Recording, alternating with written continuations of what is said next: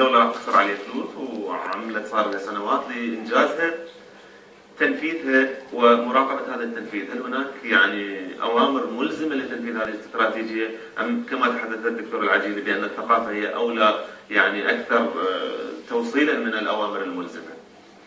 الأول مراقبة، احنا العام وفد رحنا برئاسة الأستاذ الدكتور الواشنطن انتقل البنك الدولي. الخبراء الدوليين كان عندهم رأي أن مراقبة التنفيذ يجب أن تستمر فيه نفس اللجنة التي كتبت الاستراتيجية، لأنهم يعتقدون الاستمرار يولد الاستقرار بالأمور.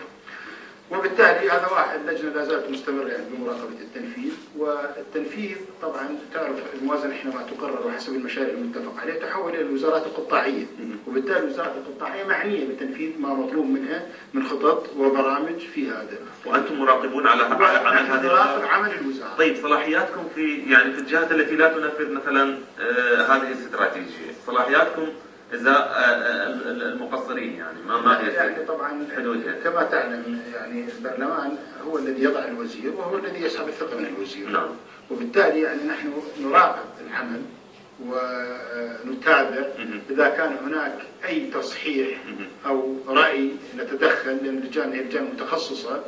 وأنا أعتقد أكو تفاعل كامل الوزارات مع هذه الاستراتيجية، لأن الجميع يعتقد بأن نجاح هذه الاستراتيجية هو نجاح العملية التربوية والتعليمية بالعراق.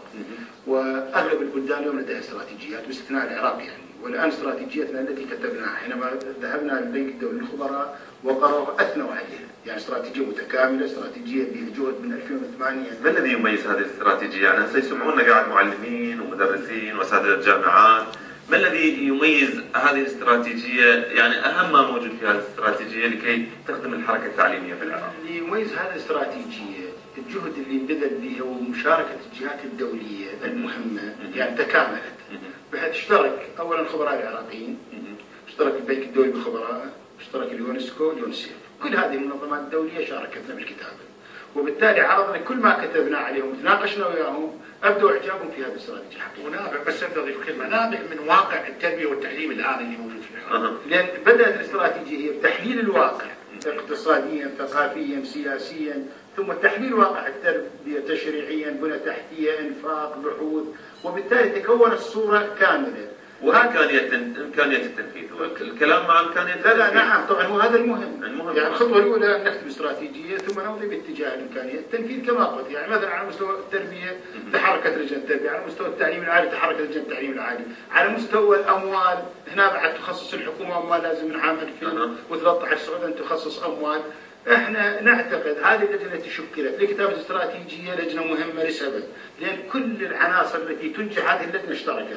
وزير الماليه لا يستطيع ان يقول ان انا تفاجات بهذه الخطه، ولا وزير التخطيط، لان هم ايضا موجودين بوضع هذه المشاريع. احنا الان وضعنا مشاريع الى حد 10 سنين اللي هي 178 مشروع، كلفة 52 مليار، اخذ وزير التخطيط ووزير الماليه ودرسوا هذه المشاريع وامكانيات العراق الماليه المستقبليه، وعلى ضوء قبلوا بهذه الخطه.